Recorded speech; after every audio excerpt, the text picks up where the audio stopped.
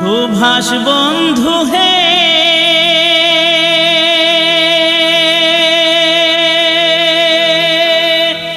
তোমায় যারা দিতেন সম্মান,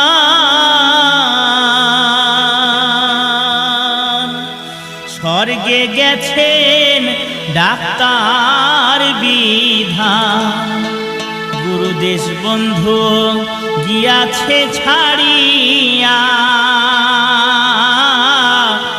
ব্রিটিশ গেল ভারত ছেড়ে।